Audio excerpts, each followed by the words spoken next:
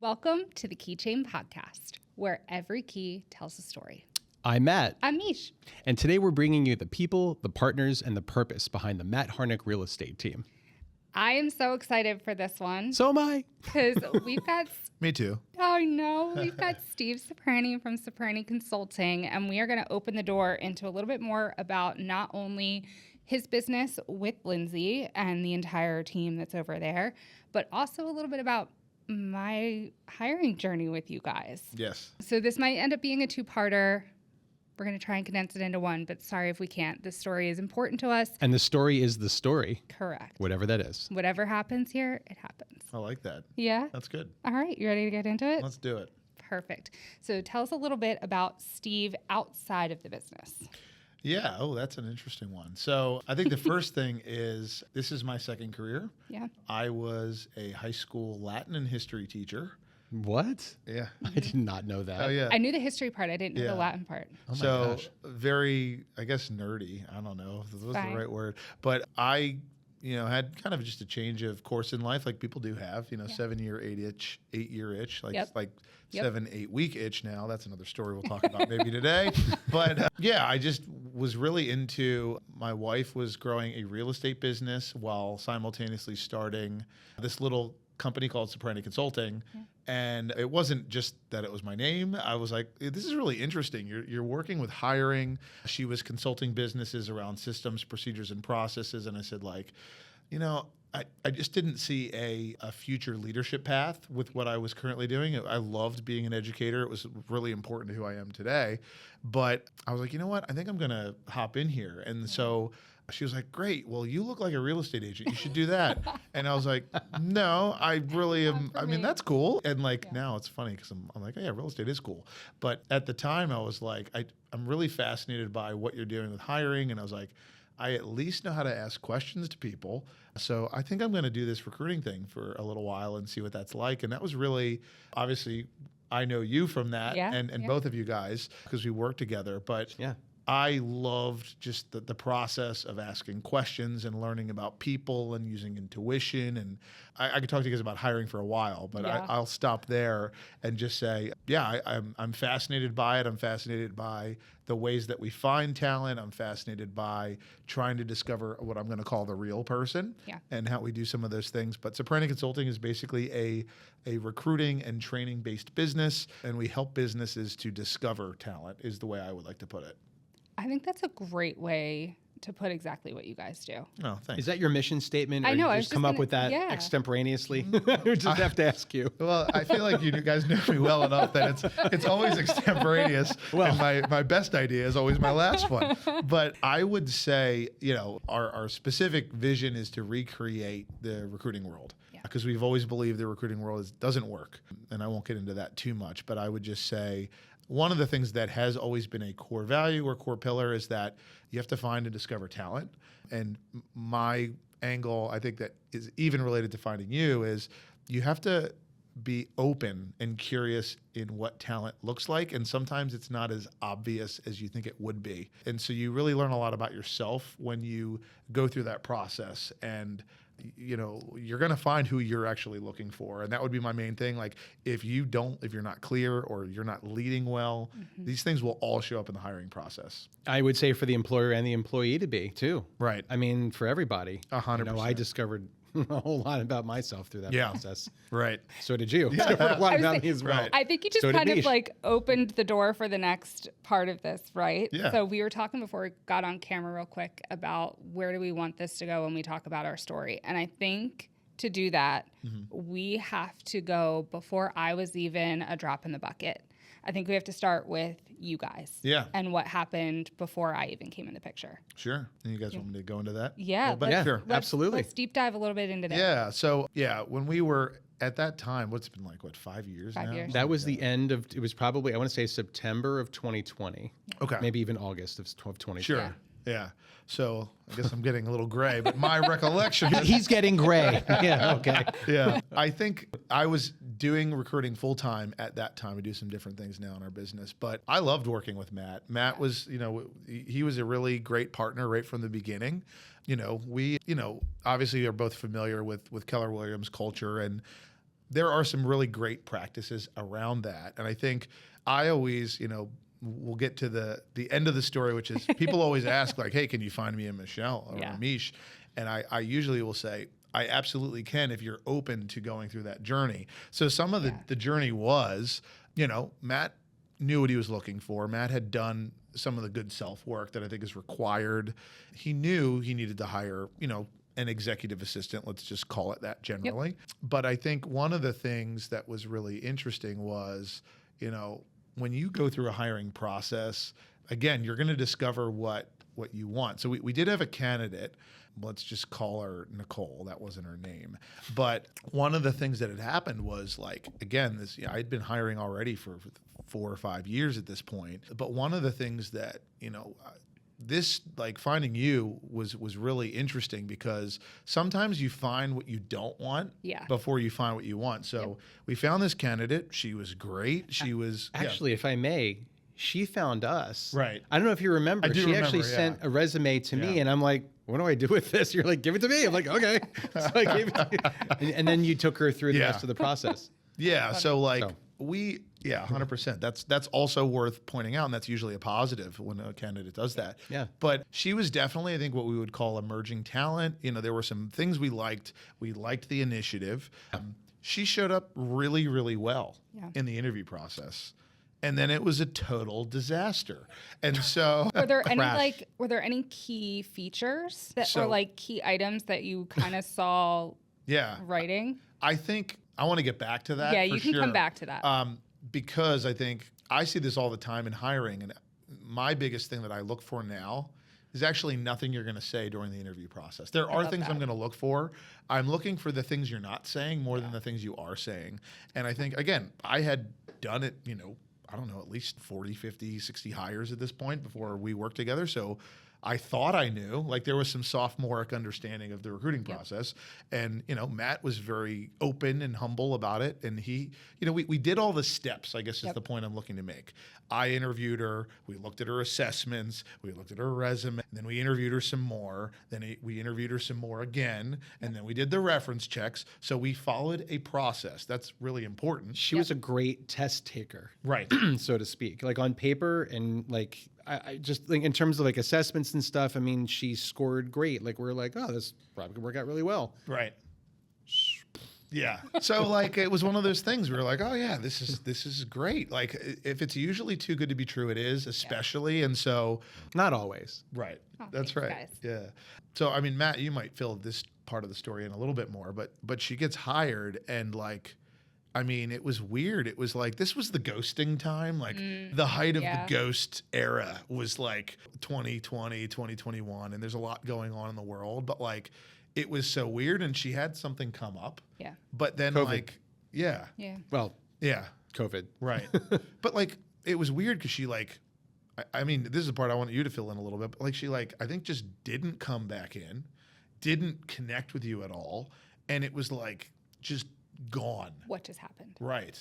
And so we were side note, crap. Don't do that. Right. No. Right. Hey, yeah, it's a good point. Things sometimes just don't work out, but don't do that. Yeah. Right. There's always other ways than that. Yeah. I was at a house, I think I just finished a showing or something, and I got an email that this serves as my 2 weeks, and I'm like, Steve, you're not going to believe this. Nicole just quit. And I'm like, he's like, what? And I'm like, what? I think she had been working with me for 7 days, maybe not even, contracted COVID, and then just didn't come back. And then that was the end of that. And I just, I don't know. Well, and I think the thing of it too was you were trying to figure it out. And I was like, it's not worth this is out. weird. And so we honestly just one of my favorite things about working with Matt and you guys has always been there isn't perfect in hiring. I think that was the other thing that I've seen that multiple times, but within this circumstance, it was really what's the right thing to do here? Yeah. And Matt was always open to that. And so we just figured it out. And I was like, well, we got to turn this story around. Yeah. And so we started to go back through the hiring process. And your actual words to me were, this is me falling on my sword, and let's move on. And I said, okay. Right. I mean, not that either of us obviously had any fault. I mean, there was no fault in this. She was just cuckoo. But I mean, Right. but but obviously that just put us back in motion to just, get started again Right. after a very lengthy process. Right. I like that you said that it's not perfection in hiring, because we say that all the time to our buyers when we're taking them out, right? That there is no perfect house, but if you get between 80 and 90% of what you're looking for, you're going to make the right decision. That's right. And I think that's the same thing with hiring. Right. If you're 100%. looking at that candidate and you're going, I'm good with 80% of this, I can train the other 20%, or I can work with this 20% that might not match my criteria perfectly. Yes. I think you're in the right boat. Yes. I That think is the that's where right. you guys come in, Agreed. because you can assist with that. Yeah. And I think that attitude that you guys have around finding talent and cultivating talent, that's why we worked really well together in the times that we have. Yeah. So 100%. So should I go on? No, please, by all means. If you give me 20 minutes to talk, you're just I getting will. to the good part. Yes, we're getting to my personal favorite Yeah. part now. But So I'm yeah. biased. So this happens a lot to business owners. Anytime something bad happens, I don't know. I'd love to see your opinion on this, or actually you, because you've managed some people too. I have, Like yep. bad happens over here. What you typically will do in business is like, oh, I'm not going to go down that road again. And you swing very far the other way. Yeah. And so one of the things I think that popped up was Matt and I were rightfully starting to be a little bit skeptical, Yeah. right? Because like there was some burn there, right? And that doesn't feel good. Nope. And I see that all the time in people I work with. It's like, well, I've seen this and this and this happen, so therefore I'm going to swing completely the other way. Which is a mistake. It is. Right. Exactly. If the process works, you got to stick with the process. Right. And you can overlook good people when you do that. Yep. And so we're going through the process again. I don't remember how many weeks we were in, but I remember I sent you and one other candidate, and I said, like I'm more intuitive than logical. It's one of the things sometimes we talk about. We talk about assessments. But I was like, you know what? I really liked Michelle. I don't know completely what it is, but I think we should look at her a little further. One of the other things I really do believe in hiring that's important is you interview to hire, but interviewing should be used as a tool, a lot like dating and marrying someone, right? And so you go through the steps. You don't need to know in your first interview or even your second or maybe even your third or your references. Like I like to look at it now as like I'm learning about a person, and any one step of that process will give me more knowledge. But I'm actually trying to either build a case of let's move this person forward to learn more, and that's where like the open and neutral of hiring comes in. Yeah. Or I'm going to eventually figure out enough and then I'm going to close that door. So we interviewed you. Again, you looked great on paper. What I would add to this too is like a lot of times we're a talent first agency. What I mean by that is I don't think you had a lick of real estate experience. I had nothing. Right. My real estate experience was HGTV. Yeah. And looking for a house for like a week. Yeah, I looked for a Right. house for I think maybe 10 days. That was my experience. Right. But you had this capacity in what you had done. And that was what I was interested in. And I said, you know what? This isn't exactly, that's the 80, 90%, right? 100% would be, oh, I have all the things done and like, it's too good to be true. Like we just talked about. So anyway, we go through the next step. Matt and I liked you. We were still a little skeptical. Not about Michelle, Right. though. I mean, I was skeptical of the process because we've just been snake bitten so bad. Right. Yeah. Well, and I think the other thing that's interesting too about personality types that will show up is like you showed up very confidently and very strong. And I like, was shaking in my boots the entire time. We've had this talk. I faked it till I made it. yeah, but like we were like, oh, this is like some energy, right? And like typically that's another thing that we like to look at. Is like you know, if you don't have chemistry with somebody, it's just not going to work, right? Absolutely. So we weren't totally sold because of what Matt just said. That there was some questions we still had, but we continued. Yeah. And this is my favorite part of the story that actually like I always thank you guys because it actually changed the way I think about hiring after we found you. And it was because we did this interview that's part of the Keller Williams process called the Life Story and Motivation Interview. And again, you're just talking, and I would love for you to tell the story a little bit more. But we found out about this thing. I was reading a book right now at the time, called Mindset by Carol Dweck. And I was really curious about the difference between growth mindset, fixed mindset. Super famous book, fantastic. Yep. But I started really looking for the little subtle cues of language. Language is a window into mindset, 100%, right? It's one of the best ones you can have in an interview process. And so I'll let you go into some of the story, but I started looking for this thing. We talk about highs and lows, right, as part of this interview. Yeah. And what I started noticing was the lows were telling me more about the person than the highs. Anybody can do great when they're winning. What are you doing when you're losing? And Michelle, I'm going to let her tell the story about what I first started identifying as what I call an inflection point. Okay. Because you could have gone way further down, but you had this incredible, interesting life event that had nothing to do with work. Yeah. But it told me everything I needed to know about you. So I'm going to let you tell the story. You talking about my accident? Yes. All right. Because that was the thing that I was just blown away by, and Matt was blown away by. We were like, well, why would we not? So you tell that part. Sure. So I don't know if I've actually talked about it on here. If I have, sorry if it's a repeat. You haven't. I might get emotional. We don't have tissues, so sorry. I was in a pretty bad car wreck. And when I say pretty bad, my windshield was completely smashed. My car looked like an accordion. She came at me from the front. I hit a telephone pole from behind, and I went forward. If you look at my car, I should not be here. I walked away with broken bone and some plates and screws in my ankle. Amazing, right? But from that, I think this is what Steve is alluding to, you can go one of two ways when that happens in your life. You can either blame everybody and everything around you and say, this is horrible, I'm never going to come back from this, why did this happen to me? Or you can say, yeah, this really sucky thing happened to me, but how can I move forward from this really bad, tragic thing that happened? And to me, I wasn't even mad at the person who hit me. Like, she had a life event which triggered what was happening. So I couldn't even be mad at her. But to me, I was like, okay, I survived. That's huge.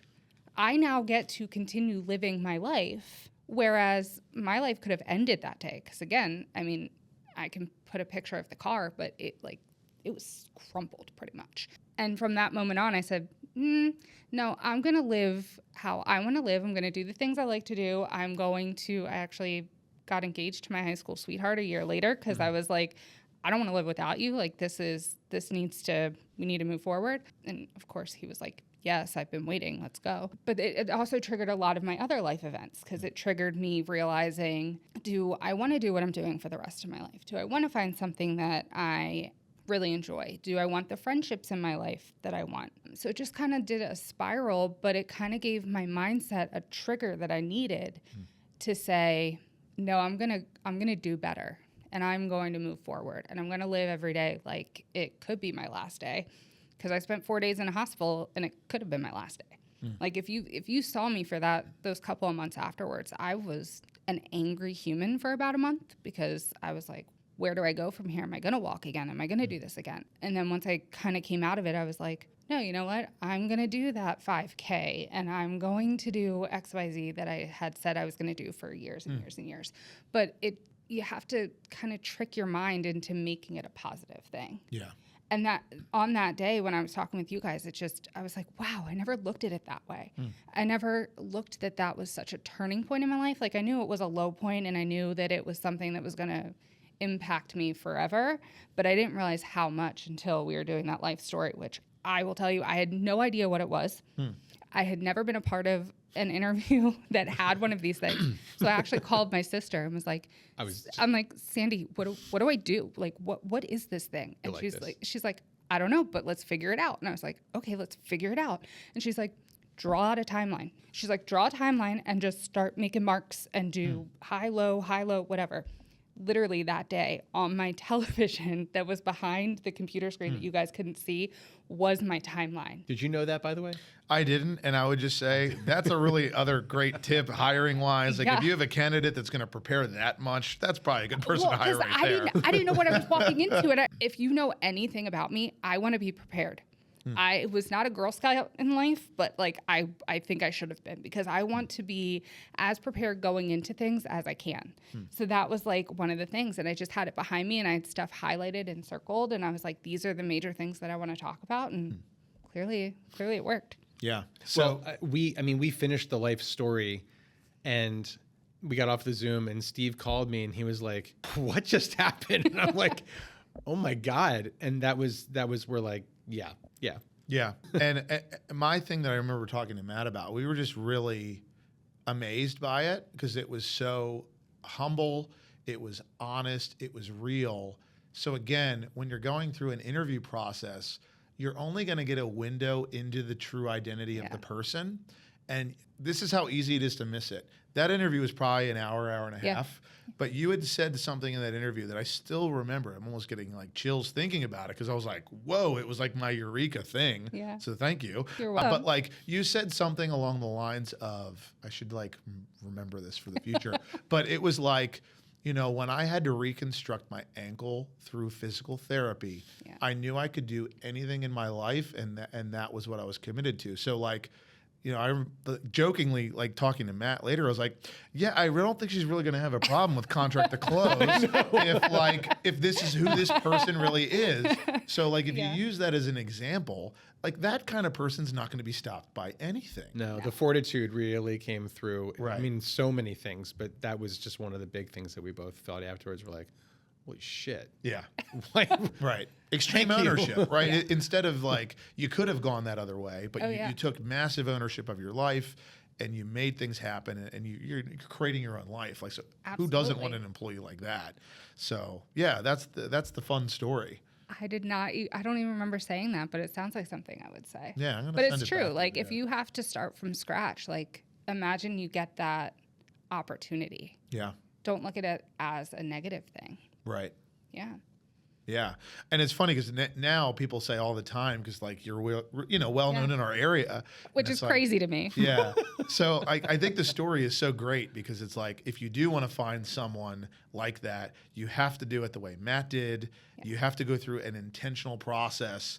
And again, you really do have to discover, and you got to be, again, listening. Listen for the little bit like that, and have the right, you know, like it's funny because you're going to ask questions, but like you're being interviewed too. I mean, that's the other thing I always include. Like, you know, you could have been awesome, and Matt could have been on his phone texting, which people do. I mean, I was, but I was texting you. Like, damn, did you hear that? Oh my God, listen to that. Wow. I mean, we were just, you know. But it's true. Like, it is a two-way street. Right. Like, I was asking questions just as much as they were because I wanted to get to know. Yes, I'd done my research. Yes, I had looked at the Zillow, the Realtor, the Google. Like, once I found out who it was, I did my own research when we went into that interview. So I was also asking because I wanted to see if he had the same kind of values that I was looking for. Because if I was going to make a switch, I didn't want to just go sideways. I was going sideways. I wanted to go sideways to go forward. I never wanted to just stay sideways. Right. So when I was interviewing him at the same time, I'm like, okay, does he have the core values of community? Does he have the core values of family? Will he understand if I just have to jump and go because something happens? Right. And it happened this week, in fact. And we pivoted and we made it work. But those were very important things. Yeah. Yeah, it's still one of my favorite, like, memorable things. I think it was one of those things that was so cool because, like, you guys are still here together. It's like a celebratory story. And there were just so many interesting things that happened through that process. And like, it, for me, has always helped with like, now I get to talk to other clients about this, but you got to do the hard work of what Matt went through in the process. And like, you guys really got to know each other. And like, it's so cool. Like you guys are, in a lot of ways, you guys are partners, and you know, this is a perfect example of 100%. But it all started there. We got to know each other during a world where I didn't see his face for the 4 months. I was just going to say. Like the first time I saw his face was when we did that interview with you guys. Right. Which was what, April or May? Something like that. And we started working together in January. Yes, it was like we were behind masks, we were separated. like there were times like you had to jump in with full trust. And I think that's another thing with hiring, right? Right. So you have the person that you're looking to hire, depending on the role, you have to know what level of trust you need with that person. Right. Because if it's going to be your right-hand person, when you're going through that entire system that they've created, you need to be looking for words, phrases, Right. fidgeting, like certain triggers that would lead you to kind of go, is that my person? Yeah. So like, are there certain key elements that you look for when you're going through the hiring process? 100%. I mean, it depends on the position. I would say I always look for at least 3 with more operations-based roles, at least in a lot of the industries we work in that are very fast-moving. You need someone that can solve problems, which is why we ask you the scenario questions. You probably remember those. Oh, I do. What the heck? I don't know. You got to be independent, right? Because Matt, in order for Matt to shine, he's got to do a different set of things than you would. And the third one is responsiveness. And that is, it's weird. Like, they sound great together, but again, I study personality at a high level. And one of the things I really know about different personalities, you know, people that are sometimes a little more steady and cautious, if we're using kind of disc analogies of this, they're not as fast as fast moving entrepreneur type personalities that are, you know, are always, you know, looking for the next opportunity. Matt, if he doesn't follow up with a lead, a sale, someone else is getting the sale. But your world is different than, maybe not now, but originally, you know. And so those are definitely 3 core things I look for with every operations person. I think if you want to go that layer deeper, I always say the number one question you need in hiring is this person growth minded? And you should go through your entire process to discover that. And it's not an easy yes or no. You look for the clues. And something else, just to go back for a second to the interviews, one of the things that really came across to both of us, because you'd said before, obviously, you know, Meesh had no experience in real estate. We knew that going in, but the culture fit. The culture was there. So talk to us about culture for a second, and just why culture is such an important part of this entire process, not just the skills, which will come obviously. Yeah, no, I love that. Yeah, and I think, again, going back to this, I'm going to say the interview process. It's funny because it's what I do for a living, but it's like you have to break it out of the facade. If you don't, you're not actually even talking. And so I think there's different ways to approach that. One of the newer things that I've been talking a lot about, because you're only going to get 80% there or 90% there, just like your buyers or your sellers, is what do you do with the other 10% and 20%? And some of culture is about setting realistic expectations, setting honest communication from the beginning, and bringing candor. And that is the part that nobody likes in a hiring process, because you go through all this and like, well, now I got to talk to you about, like, you know, things that might be a little uncomfortable, or especially if you use the COVID time. Like, there was a million things that could have come up during that. So there's so much within culture. I think the thing that's really important, I believe, for business owners is you have to be clear on what that is for you. You have to be really clear on what your values are, like really know them. Like, if you're listening to this and you can't rattle off the 3 to 5 of them, you got to do more work there. I think first, in order to find that. So I think that's like kind of step 1. And then I think step 2 is to start to listen for it, look for it. Again, I was a language person, which again makes sense now maybe, but like 100%. I'm always listening for the clues, and the clues are going to be in the little phrases and the idioms and the little snapshots. And that's what I got to find. Like, so one of our values, I'll just use an example, is humble, right? So I have to really listen for that, because if I ask someone, are you humble? What do you think they're going to say? You know? So you're not going to ask a question like that. You're going to ask a much better question of like, hey, how do you deal with failures? Tell me about a time, you know, tell me about teenage you is a really good question. Like, you know, how do they describe themselves? Like, again, we're about to make another hire right now in the Midwest. And I think we're going to hire this guy, not because of his resume, not because he was excellent. It's more a sales-based position. But the way he talked about his mother, and one of the ways he really talked about what he had learned from her and the work ethic. I mean, he learned how to be a business owner when he was like 10.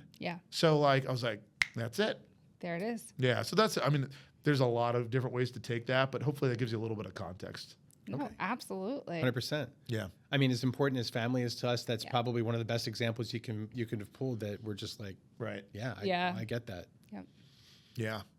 Yeah. I think the other piece of it is too, like, you know, because we have employees in our own business, of course, it's weird. It's a contradiction, but you want to sell yourself, but you got to do it honestly.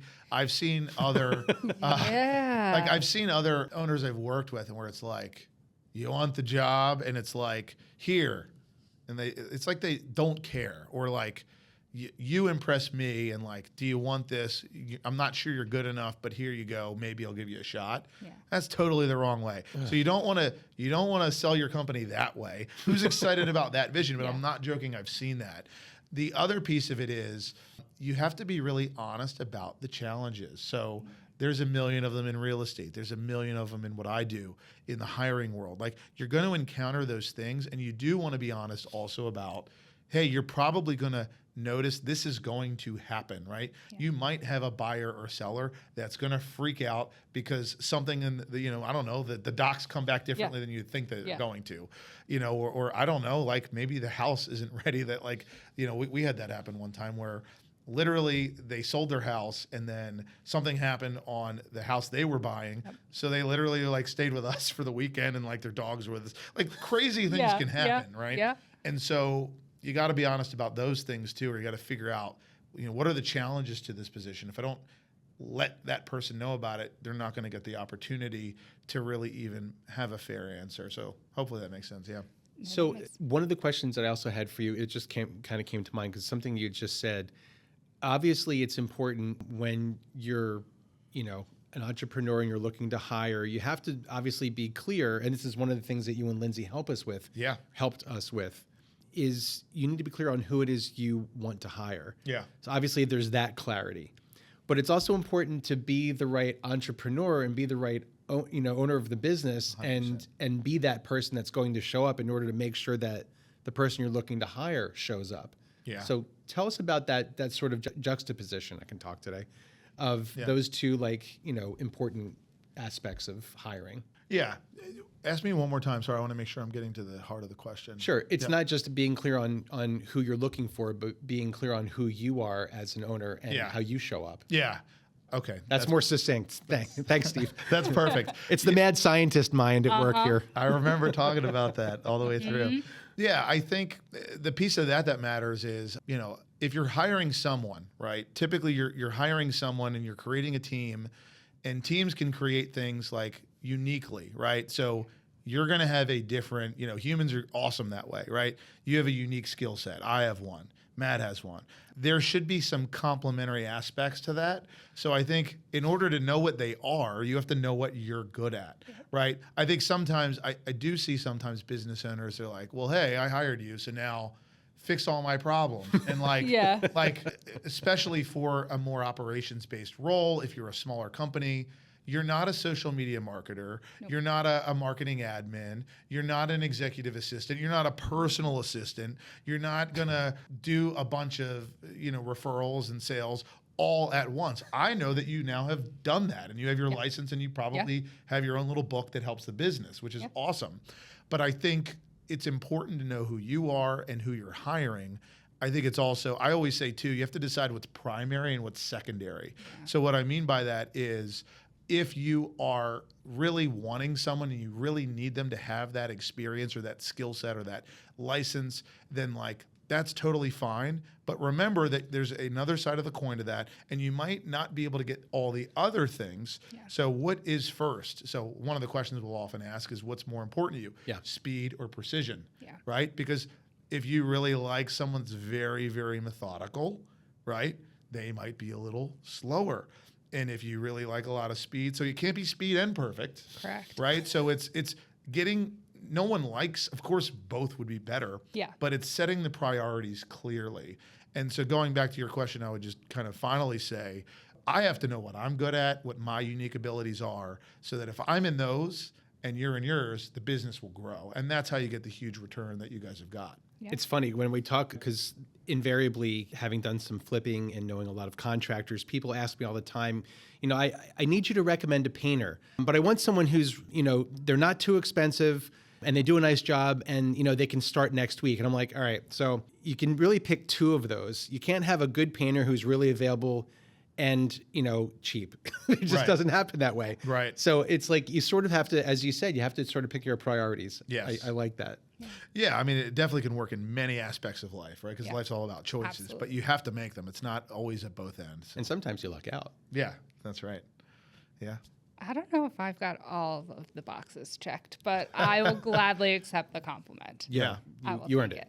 Well, thank you. You're welcome. Thank you. All right, so we always like to wrap up with these rapid fire questions. Ooh, okay. Are you ready? I saw the first one already. Sorry, I don't know if I'm allowed to peek. You but I can saw peek. You can peek. It's The fine. first one's an easy one for Yeah. me, I think. As long as I read the right one. Coffee or tea? Definitely coffee. Had Okay. fueled up for today. So yeah. Love it. So did I. I had an extra espresso shot, and the poor girls at the front desk were like, "Girl, you need to calm down." Yeah. Early bird or night owl? Also easy. Early bird. So mine. Same. Favorite local restaurant? I know the answer to that. You do? I do. I think I do. Okay, But let's I'm going to let you go first because I don't Yeah. want to preempt it. Okay. Savannah Bistro. Is that what you're thinking? It's not what I was going to say. Okay. I like a lot of food, so that's I was going to say Tallulah's table. Tallulah's I also do love. Yeah. Yeah. Okay. That's- I've listened. Okay. Yeah, maybe I've evolved and changed. Yeah. Dream vacation. I know you guys have taken some pretty freaking epic ones lately. Yeah. I'm jealous because they got to go see Taylor Swift. That's true in Germany. And we did hit one of we went to Nepal. That was pretty Yeah. unbelievable. But honestly, again, here's the nerd. Greece. I really Yeah. do want to see Greece. My wife and I are going to hit that one someday. I love it. Yeah, haven't been there yet. Cool. iPhone or Android? iPhone. Have we had any Android I don't users think- on the podcast? We might have had one. Maybe. Maybe But one. one, if any. Yeah. Crazy. Craziness. Podcast or playlist? Podcast. Okay. Dogs or cats? Dogs for sure. Go to hype song. If you're walking up, what's that song that's playing? Oh my God. I don't know if I can admit that. I don't know. Come on. Just amongst the three of us and everyone Well, watching. Yeah. I think I have to. Well, one of my classic favorites is "I'm Sexy and I Know It" by what is that? LMFAO. Yes. I do love that song still. I love that. It's great all about song. it's all about how you think of yourself, right? Yes. Positive self-image. I love Right. it. Your hidden talent outside of hiring, because I know you're fantastic at that. Clearly. So outside. Yeah. Oh, I'll answer it. I mean, I did the language thing for a stint, Yeah. but this is going to sound funny. I'm definitely going to sound like a nerd on this podcast, but I was in middle school and high school, probably one of the best trumpet players in like our area, Really? Yeah. How did we not know you were a musician? I don't know. I've lived a couple lives, I guess, at this point. I was a clarinet player. But I play the piano a little bit still. I know I'm not anywhere near Matt, honestly, but I love music, and I got really good at that. Like I did a season of jazz in my life. That was pretty cool. I had That's no idea. amazing. Yeah. I had no clue. Yeah, maybe I'll join the band if I'm allowed. Hey. You should. Probably Sure. pretty rusty at this point. But, yeah. And one word to describe yourself. Passionate. Yeah. I would definitely agree with that. Thank you. You're welcome. All right. So where can people find you, learn more about Ciprani? Yeah. I love to just talk on the phone, so you can always find my contact info that way. If you are interested in hiring, I love to talk about it, even if you're like, I'm not ready for this. CipraniConsulting.com. Check us out online. We have, I think, like 600 5-star reviews at this point. So we love what we do. It's a very unique problem, but we love to solve people problems because whether you like them or not, you're going to have them. And there is a way to get not perfect, as we've talked about today, Yep. but to make the connection and be fair and build something bigger than yourself is really rewarding. That's fantastic. Awesome. I am so honored that you joined us today. Yeah, it was I'm a so pleasure. happy to have you in my life as a part of it. You Same. literally changed it. Both of you guys did. So I Changed appreciate our you. Yeah. lives. Yeah. Yeah. Well, likewise, 100%. Fantastic. You guys are the best. Thank you. I'm going to hug fun. you Hey, off man. camera. So Okay. we'll do that. That sounds good. That's not for these people. All right. Well, thank you Yeah. so much for joining this episode of the Keychain Podcast. And we'll catch you guys next time. Have a great day, everybody. Bye.